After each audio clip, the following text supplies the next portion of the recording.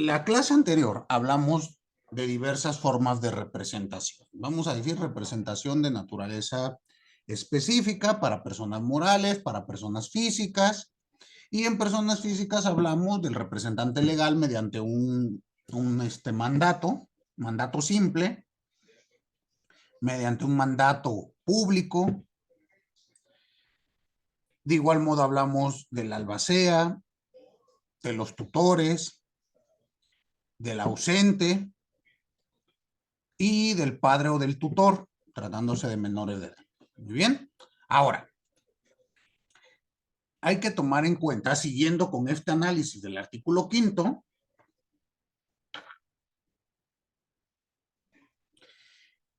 veamos una disposición muy especial para el tema de las personas morales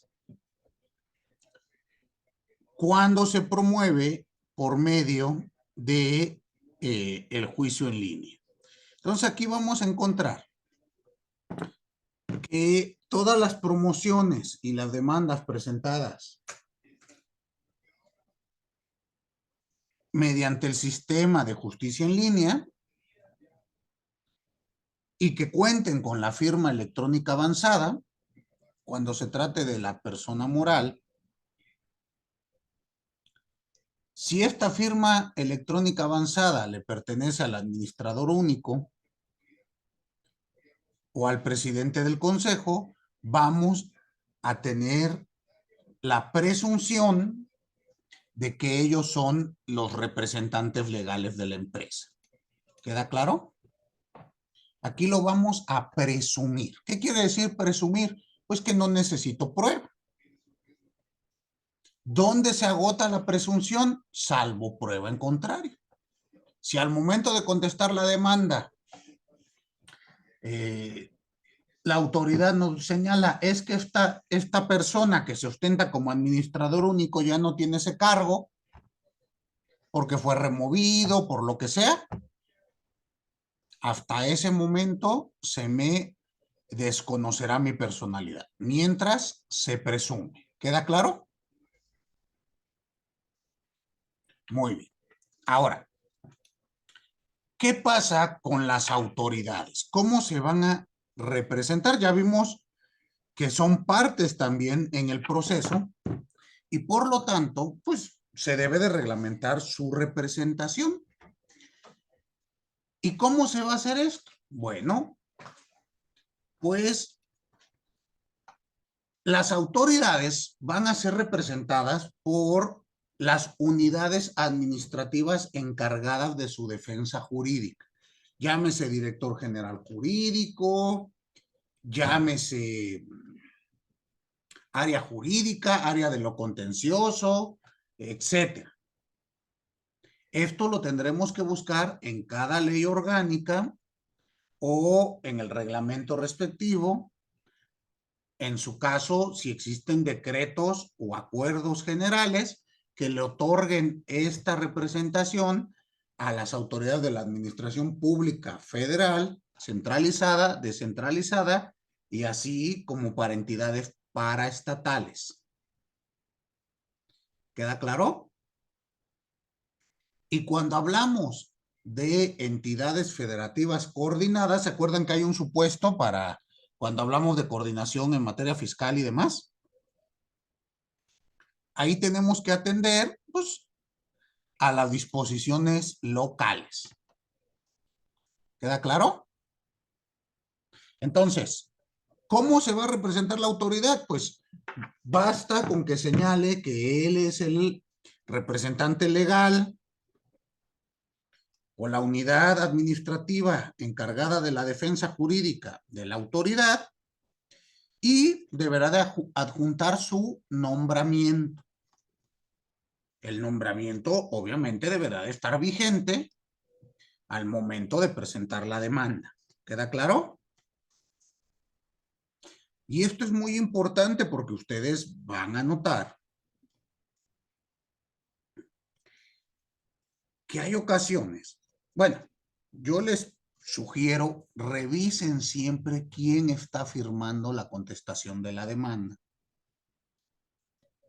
o la demanda misma, en el caso del juicio de lesividad, por las autoridades. Porque en muchas ocasiones, bueno, no en muchas, ya cada vez es menos frecuente, pero llega a pasar que quien suscribe estos escritos no está facultado. Entonces, ahí vendría una falta de personalidad con la cual se tendría por no presentada la contestación de la demanda o la demanda misma, y pues su caso podrá llegar a mejor puerto. Dime, Moisés. Gracias, profesor. No sé si es el mismo caso, pero en una ocasión vi que el titular justamente de la administración, me parece que de Profepa, estaba enfermo o enferma y pues dejaron a cargo a un director general igual del jurídico, pero este no tenía como el documento que le llaman de suplencia por ausencia que debe acreditarse y obviamente promovió o contestó algún procedimiento y obviamente no estaba facultado para hacerlo. Entonces me imagino que ese acto jurídico pues pudo haber sido nulo, ¿no? Exactamente, si no está facultado, quedará. ¿Por qué? Porque la propia ley señala quién debe de suplir las ausencias de, en este caso, del titular o de quien sea. Entonces, hay que tener mucho cuidado en ese aspecto. El día de mañana que ustedes tengan que hacer proyectos de demanda, de contestación, demás, y ustedes trabajen en la autoridad, tienen que conocer perfectamente cuáles son sus atribuciones y funciones. ¿Concuerdan conmigo? Porque si no, imagínense este caso que nos pone Moisés. Supongamos que sea un caso de N millones de pesos y usted firmó sin estar facultado. Al rato le van a iniciar una responsabilidad de servidores públicos a usted, ¿no? ¿Y cómo? Eh, ¿Estamos claros? Profe, creo que se trabó, quedé incómodo. Sí, dejamos de escucharlo. Ajá, ¿Aquí me oyen?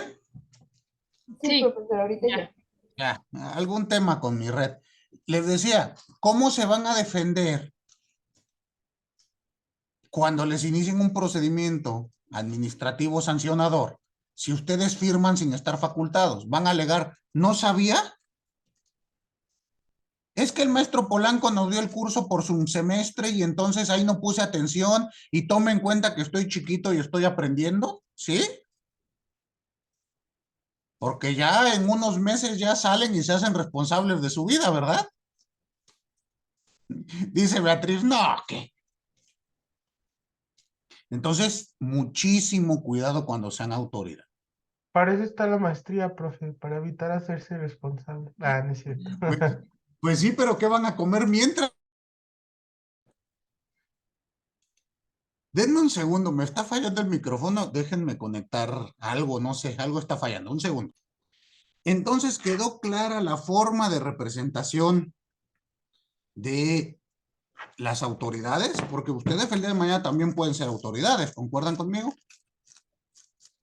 Entonces, sí. muchísimo cuidado, deben de conocer sus reglamentos, sus acuerdos internos, los decretos, todo lo que rija su función. Muy bien. Ahora, viene en este mismo artículo 5. Este artículo 5 es muy importante para que el día de mañana ustedes no tengan problemas. Pensemos, no voy a estar como autoridad. Viene otro supuesto, los representantes de los particulares, pero en este caso representantes procesales, que es, digámoslo así, la forma en la que se autorizan normalmente los abogados y sus pasantes. Muy bien, es el último párrafo del artículo 5 de la Ley Federal del Procedimiento Contencioso Administrativo. Valeni, ¿me puede ayudar dándole lectura a este numeral? Sí, profesor. El último párrafo, ¿verdad? El último. Los particulares o sus representantes podrán autorizar por escrito al licenciado en Derecho que a su nombre reciba notificaciones. La persona así autorizada podrá hacer promociones de trámite rendir pruebas, presentar alegatos e interponer recursos. Ahí, Las- ahí. ok. Vamos a analizar esta primer representación. Aquí se habla que podemos, bueno, los particulares, entendiendo persona física, persona moral, privada, puede autorizar siempre por escrito a un licenciado en Derecho. Primer supuesto, para esta autorización, pues ya debo de contar con cédula profesional. ¿Estamos? Habrá que señalar el número de cédula profesional y yo sugiero adjuntar copia de la misma.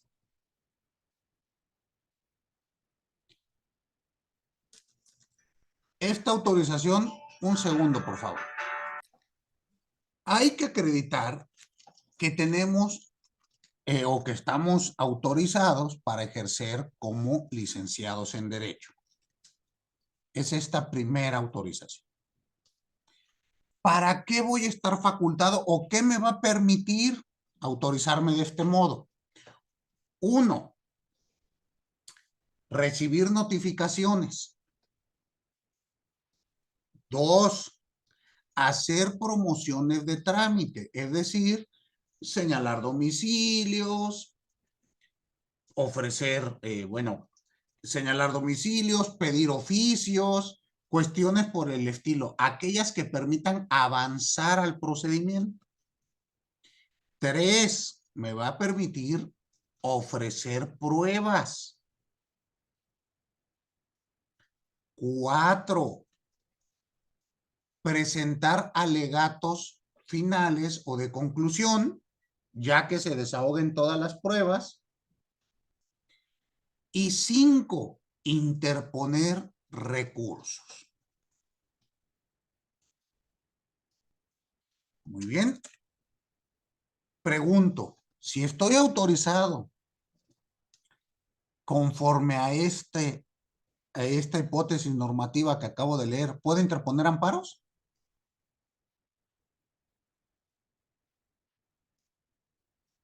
¿Qué piensan? No, no, porque lo más que puedes es interponer recursos. Y ya hemos comentado que el amparo es un juicio per se, no es un recurso. Exactamente. Entonces saquen plumón verde perico, anótenle ahí al lado, no puedo interponer amparo si estoy autorizado así. ¿Queda claro? Porque si no, se va a tener por no presentado su amparo y pueden perder el asunto. El amparo deberá de ser firmado por la persona afectada o su representante legal en términos del párrafo primero de este mismo numeral. ¿Queda claro? Entonces, muchísimo cuidado con esto porque es común que dicen, es que estoy autorizado en términos amplios, porque a FIFA le conoce esta autorización procesal, en términos amplios, y piensan que ya pueden hacer lo que quieran. No, está limitado a los aspectos que les acabo de indicar. Muy bien. Porque de lo contrario sería como querer promover un asunto distinto estando autorizado en otro, ¿no? Exacto, no O sea, puedes. no hay representación para promover un asunto distinto porque el amparo es totalmente distinto a este. Si bien se relaciona, es un procedimiento distinto. No tanto así, muy, porque piénsalo de este modo, en materia penal, si eres defensor o asesor jurídico, pues tú puedes interponer el amparo sin necesidad de que tengas un poder notarial ni nada, simplemente con que te hayas reconocido como defensor o asesor en el procedimiento penal. Aquí lo que hay que entender es que tu representación, si la ley aquí estableciera, puede interponer recursos y amparo, no habría problema. Aquí el único problema es que el legislador limitó. Entonces, Ok.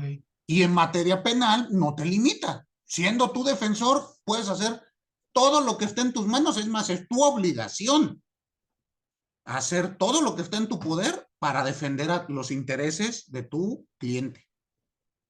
¿Sí queda claro? Sí, entonces en este caso es por una limitante en la ley expresa en el artículo 5º, último párrafo. Exactamente, porque, ajá, sería, y lo mismo ocurre en materia civil, porque en materia civil se autorizan en términos amplios y quieren ya después andar metiendo amparos, firmando pliegos de posiciones, hacer cosa y media. Tienen que leer en cada ley en particular.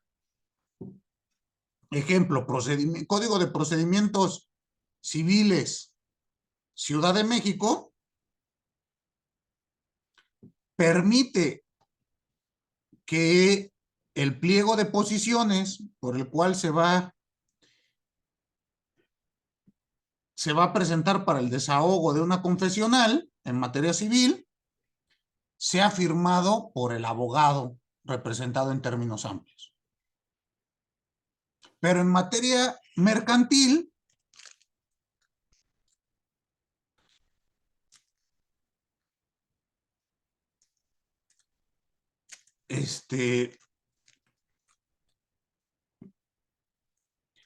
no se permite esa circunstancia. Y hay ocasiones que como no leen completo sus normatividades, andan promoviendo de manera desatinada y piensan que las reglas del proceso civil se aplican al mercantil o que las del mercantil se aplican al administrativo y entonces terminan mal. Hay que leer nuestras facultades. Muy bien. Valen, ¿y me ayuda con la siguiente parte del párrafo? Sí, profesor. Las autoridades podrán nombrar delegados para los mismos fines. Con independencia de lo anterior, las partes podrán autorizar a cualquier persona con capacidad legal para oír notificaciones e imponerse a los autos, quien no gozará de las demás facultades a que se refiere este párrafo. Muy bien, un segundo.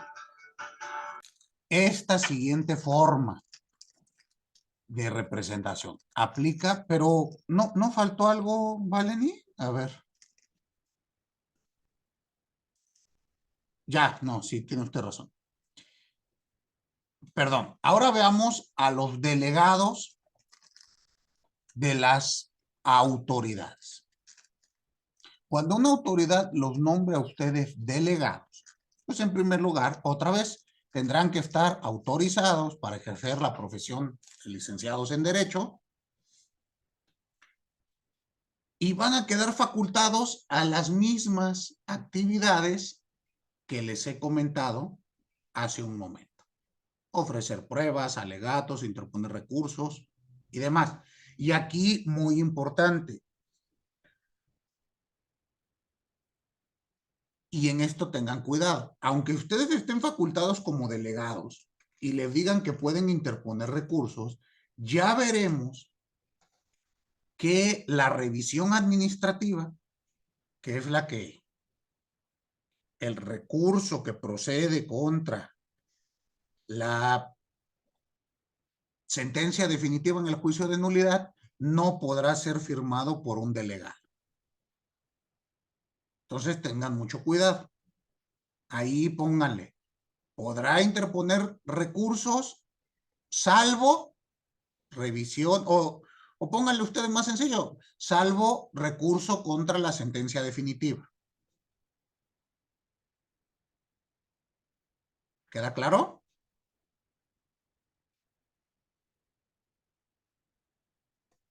Muy bien. Ahora sí leemos la siguiente parte, por favor, Valen.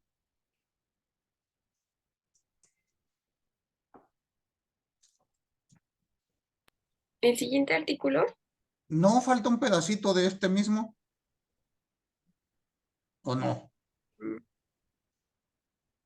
No termina hasta las demás facultades a que se refiere este párrafo.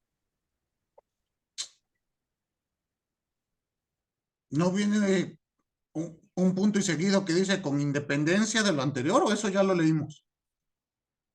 Ah, sí, ya lo había leído. ¿Lo vuelvo a leer, profesor? Por favor, veamos esta siguiente parte. Sí.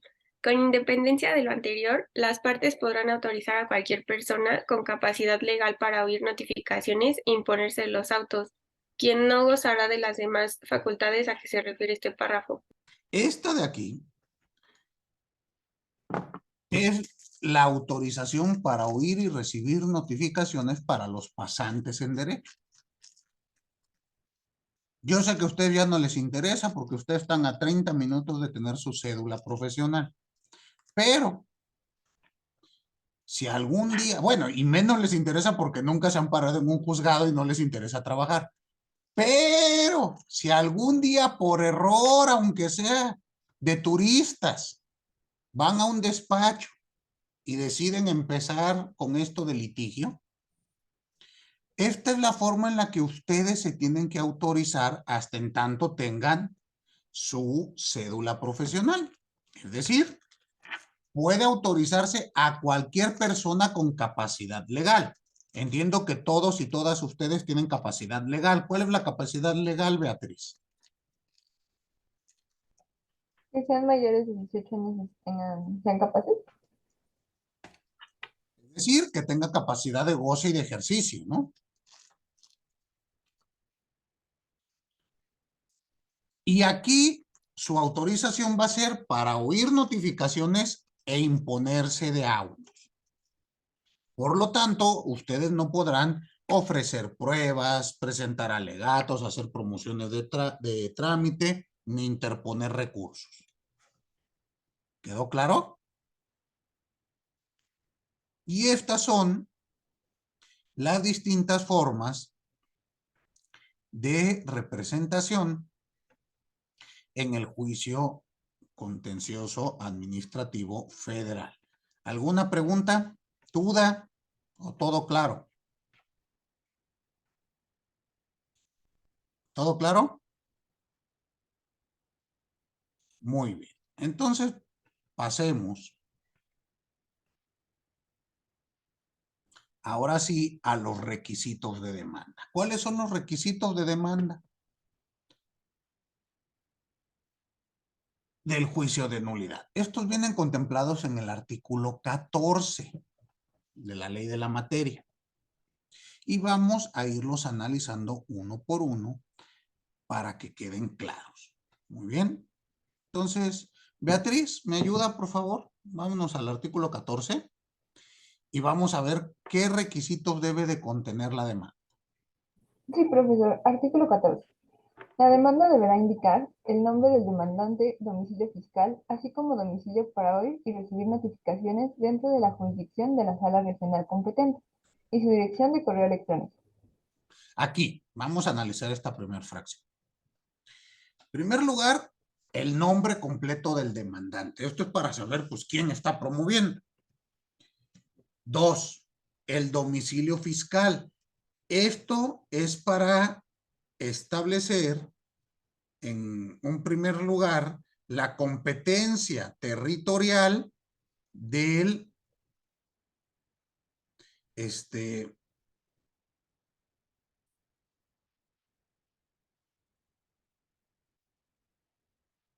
del tribunal. ¿Qué competencia territorial va a tener? Porque a veces, pues piensen ustedes, si mi domicilio fiscal es Ciudad de México y quiero interponer uno en, voy a inventar, mi domicilio fiscal es Ciudad de México y el acto que impugno fue emitido en Ciudad de México y notificado en Ciudad de México por una autoridad con competencia en Ciudad de México. Y yo quiero ir a interponer esto en la sala con competencia en la sala México Hidalgo. ¿Creen que se pueda? No, me van a decir, pues no es aquí, váyase a la competencia territorial que le corresponde. En ciertos casos. Hay otros que es intrascendente. Muy bien. Después, hay que señalar, siguiente supuesto, un domicilio para oír y recibir notificaciones dentro de la competencia territorial de la sala regional. ¿Esto para qué? En ese domicilio me llegarán todas las notificaciones relacionadas con el proceso que estoy haciendo valer.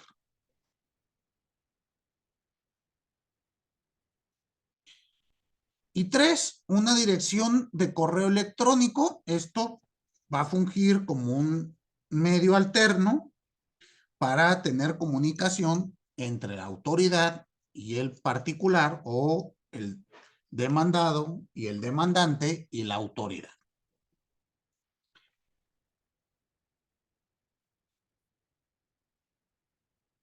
Muy bien. Bueno, ya después nos habla de los supuestos del capítulo 11, título segundo de esta ley. Nos dice que el juicio siempre será tramitado en vía sumaria, pero eso lo platicamos más adelante porque no les quiero confundir ahorita con las vías del tribunal. Ahorita estamos analizando la vía tradicional o vía ordinaria. Muy bien. Esto nos lo brincamos y regresamos a ello más adelante cuando veamos vía sumaria. Muy bien. Fracción segunda, por favor. La resolución que se impugna, en el caso de que se contravenga un decreto, acuerdo, acto o resolución de carácter general, precederá la fecha de su publicación.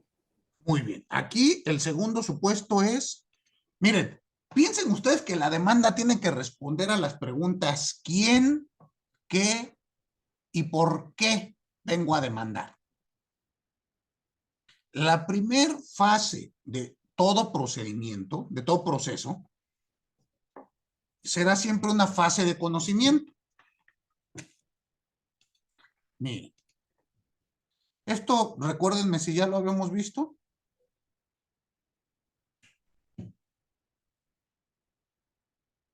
Miren, un esquemita así se lo dibujé. Las 3 fases que conforman al procedimiento, bueno, al proceso en este caso.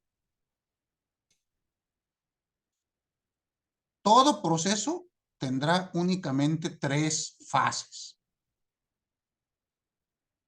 El juicio de nulidad no es la excepción. La primera fase de la que estamos hablando en este momento es la fase de conocimiento. ¿Ya les había dicho esto? ¿Ah, sí, ya, Beatriz? Sí, profesor, nos había dicho que era conocimiento, epistémica y conclusiva. Ah, bueno. Epistémica y conclusiva. Muy bien. ¿Y por qué nadie me contesta? Entonces ya me... Muy bien. La de conocimiento, ¿con qué inicia? ¿Con qué se imaginan ustedes que inicia la fase de conocimiento? Con la Con la presentación de la demanda. Justamente. ¿Qué es lo que estamos viendo? Ya veremos cuáles son los elementos que tiene en medio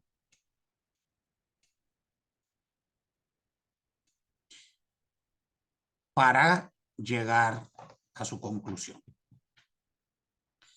Entonces la demanda, pues como es una etapa de conocimiento, pues tiene que responder a las preguntas ¿quién? ¿Por qué? ¿Y para qué voy a impugnar? ¿No? ¿A qué vengo con usted?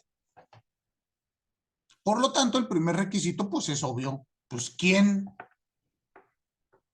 Y tengo que poner mi nombre. El segundo, ¿qué? ¿Qué vienes a dar lata? ¿Qué quieres? Ah, pues me tendrás que decir la resolución.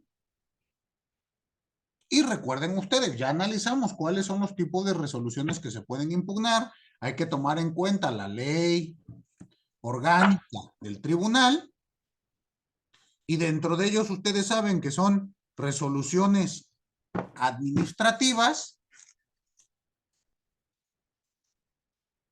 de carácter definitivo y normas de carácter general, autoaplicativas, heteroaplicativas y tal.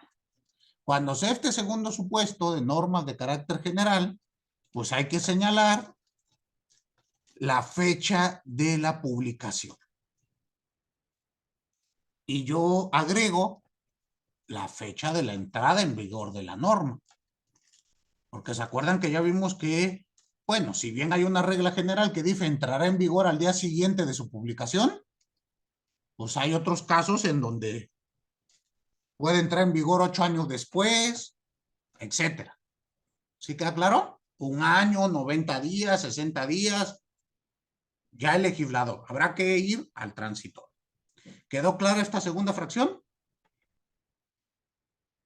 Muy bien. Veamos la siguiente, la tercera. La autoridad o autoridades demandadas o el nombre y domicilio del particular demandado cuando el juicio sea promovido por la autoridad administrativa. Aquí es decir, pues, ¿quién es el demandante? Perdón, el demandado. ¿Se acuerdan que para el proceso necesitamos forzosamente 3? Y hasta el momento nada más estamos 2, demandante y órgano jurisdiccional. Nos falta invitar a alguien a la fiestecita. Por lo tanto, necesito señalar el nombre completo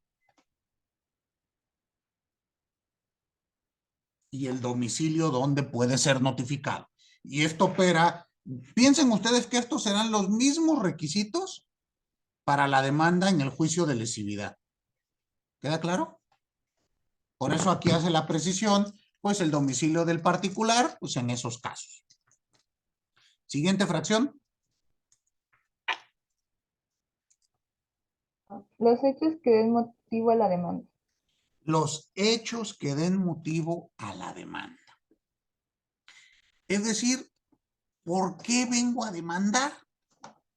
Ahora, hablar de los hechos en el proceso, pues es algo interesante, un tema complicado, por lo cual vamos a dedicarle pues unas clases a estos aspectos. No quiero que quede nada más con que los hechos, pues cuéntame qué pasó, numéralo y ya.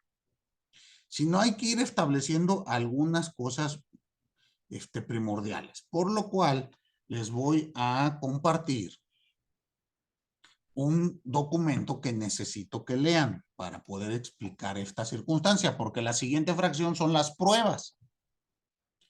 Y es importantísimo. ¿Cómo voy a justificar? ¿Cómo voy a probar? Porque se acuerdan que la siguiente etapa es la etapa probatoria, la siguiente fase.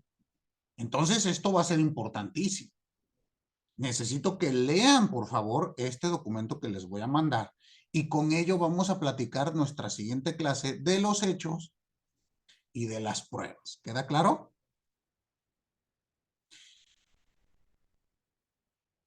Algunos autores nos dicen que las pruebas son el alma del proceso.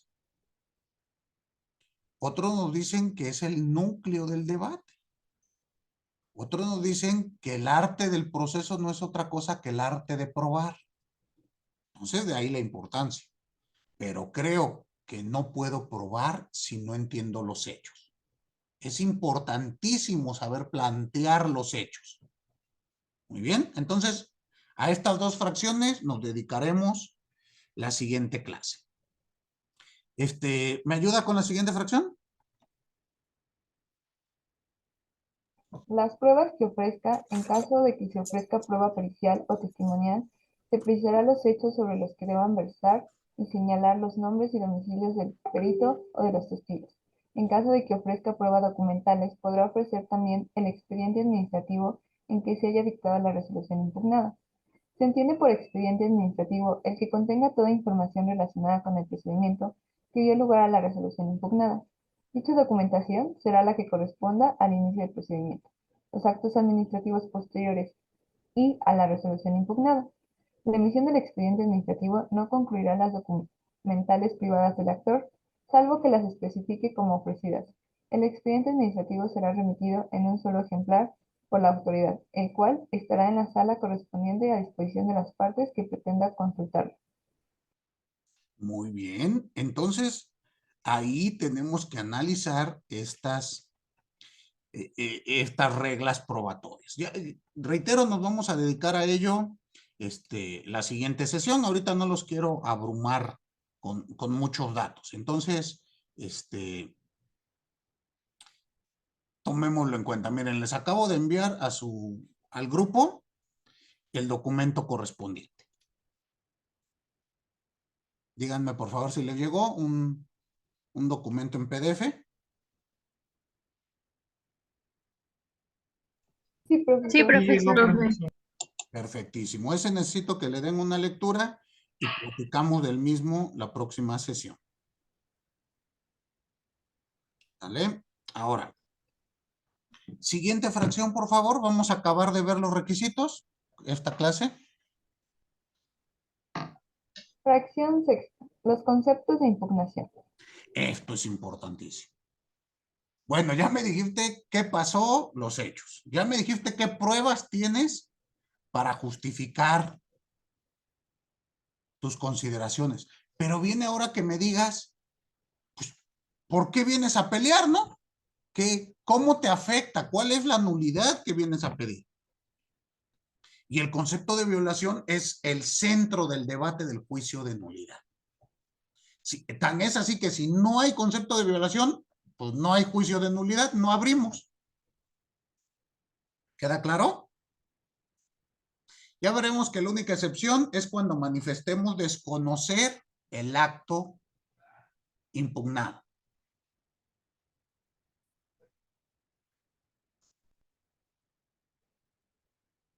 Muy bien, pero ya hablaremos de ello y también les enseñaré algunos ejemplos de cómo realizar conceptos de violación. Pero eso también será una clase exclusiva para ello. También los voy a hacer leer. ¿Sale? Oh, Dígame. profe, me perdí. Los conceptos de impugnación y menciona si manifiestas conocer el acto impugnado que. Ahí no es necesario que señales conceptos de violación, perdón, de impugnación o de nulidad. Estos los harás valer hasta la ampliación de la demanda, pero ya llegaremos a ello. Ok, Nada más, gracias. ya lo veremos más adelante, ¿sale? Siguiente fracción. Fracción séptima. El nombre y domicilio del tercero interesado cuando lo haya. Bueno, ¿se acuerdan que dijimos que puede darse el caso de un tercero interesado? Si se da eso, pues tengo que señalar el nombre y el domicilio para que sea llamado a proceso. Y creo que ya es la última, la que sigue. Fracción octava. Lo que se pida, señalando en caso de solicitar una sentencia de condena, las cantidades o actos cuyo cumplimiento se demanda. Lo que se pide, es decir, mi pretensión. ¿Qué quiero? ¿Para qué? ¿Para qué vine? ¿Ah? Y esto también hay que tener muchísimo cuidado porque estamos acostumbrados a señalar nuestras pretensiones en genérico. ¿Se acuerdan que les he dicho que el abogado es el especialista en hablar sin decir nada? No, nunca. ¿No lo han notado ustedes? ¿Sí? ¿Cuándo lo notaste, Beatriz? ¿Qué notas que dice el abogado? Lo que pasa es que en otros semestres, profesores comentaban cuando hacíamos escritos de demanda y demás que no ocupáramos machetes.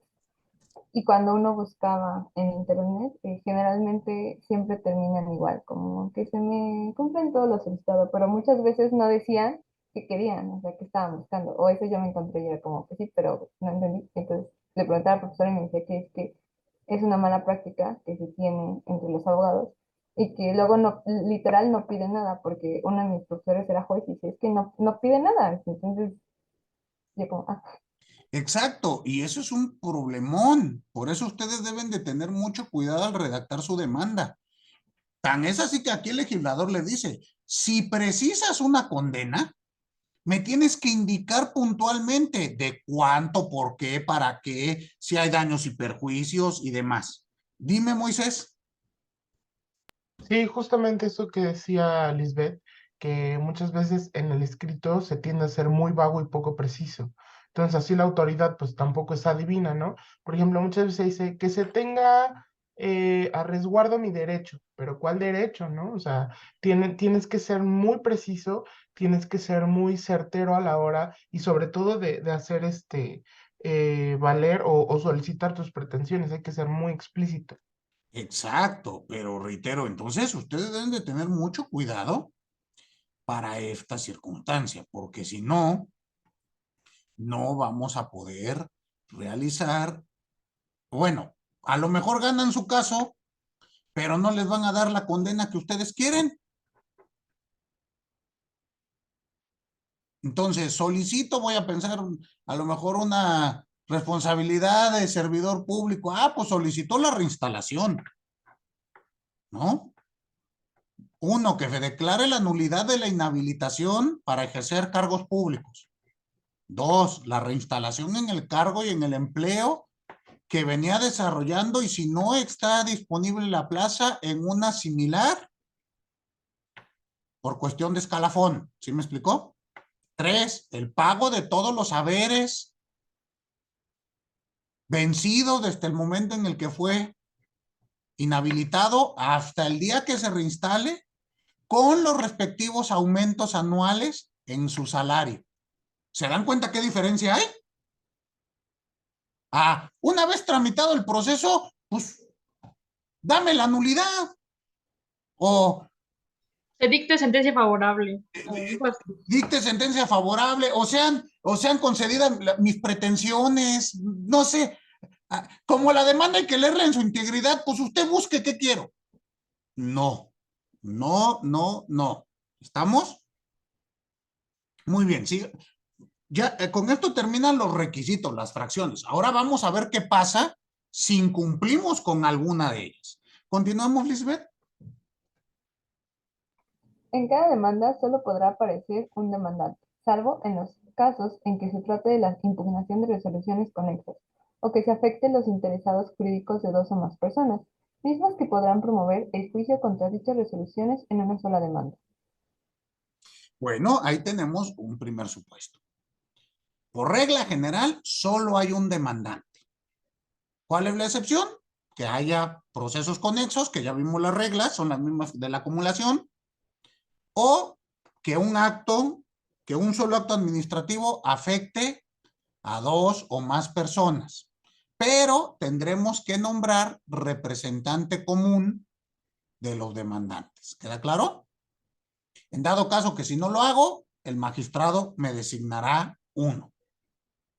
¿Por qué? Pues porque no me van a estar firmando todos o no me van a promover todos en distintos modos. ¿Sale? ¿Qué más? Siguiente. En los casos en que sean dos o más demandantes, estos ejercerán su opción a través de un representante común. En, en la demanda en que promuevan dos o más personas en contravención de lo dispuesto en el párrafo anterior, el magistrado instructor requerirá a los promoventes para que en el plazo de 5 días presenten cada uno de ellos su demanda correspondiente, apercibidos que de no hacerlo se desechará la demanda inicial.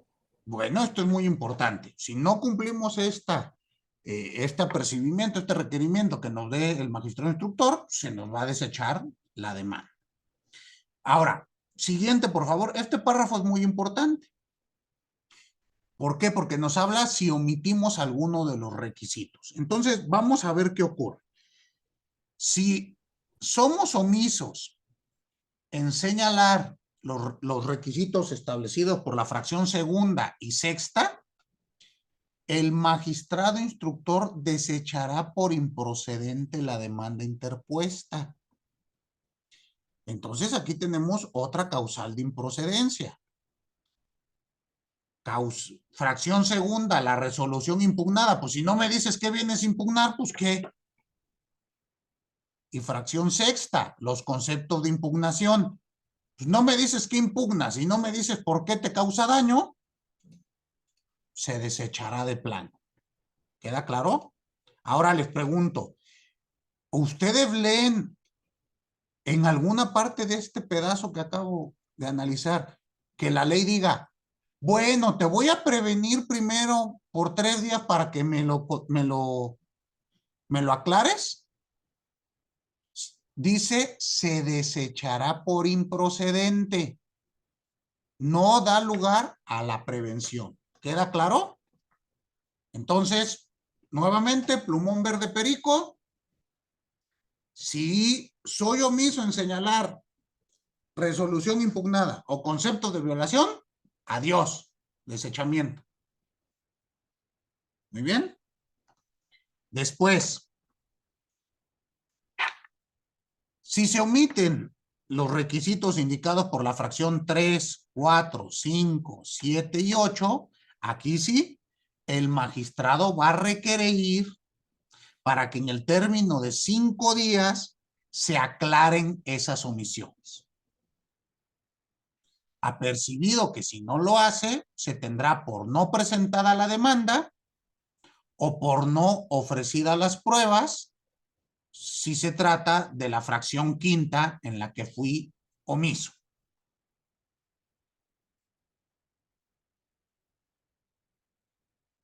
Muy bien. Y ya después nos dice este mismo numeral. Si en el lugar señalado por el actor como domicilio del tercero se negare a recibir el documento o que es el domicilio del mismo, del tercero, el demandante deberá de proporcionar al tribunal la información suficiente para proceder a su búsqueda, siguiendo las reglas del Código Federal de Procedimientos Civiles. Es decir, se girarán oficios a bases de datos donde nos puedan proporcionar el domicilio de una persona que desconocemos. INE, licencias, IMSS, ISSSTE. ¿Queda claro? Y la última parte de este artículo nos dice, en dado caso que no me proporciones tu dirección de correo electrónico, pues simplemente pues, no se te enviará el aviso electrónico a dicho medio cuando así corresponda. Muy bien. Entonces, estas son las causales de requerimiento o de prevención si utilizamos los términos civiles. ¿Alguna duda con todo lo que acabamos de ver? Profesor, yo tengo una duda, pero no es de lo que acabamos de ver. Mándeme. Yo tengo una duda, pero no es de lo que acabamos de ver. Dígame en qué le puedo servir. Para el trabajo final, ¿no nos ha dado algún lineamiento sobre qué debe ser el tema? Ni el tema les he dado. O sea, me refiero a que si tiene que ser No, sobre profe. primario o algo.